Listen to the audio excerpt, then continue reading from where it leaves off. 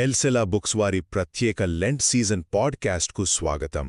ఈరోజు ఎపిసోడ్లో మనం కాస్త లోతుగా వెళ్ళి పునరుత్థానం మరియు జీవము అనే అద్భుతమైన ఇతివృత్తం వెనుక ఉన్న ఆ శాశ్వతమైన శక్తి గురించి, అలాగే మరణం అనేది అంతిమ తీర్పు కాదు అనే గొప్ప నిజాన్ని అర్థం చేసుకుందాం.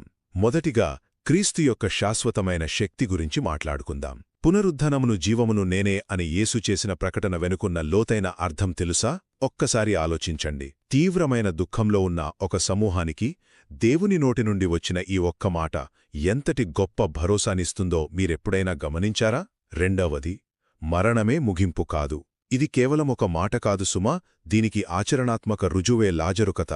చనిపోయిన తన స్నేహితుడైన లాజరును 4 రోజుల తర్వాత యేసు తిరిగి బ్రతికించడం క్రీస్తు అపారమైన శక్తికి గొప్ప నిదర్శనం.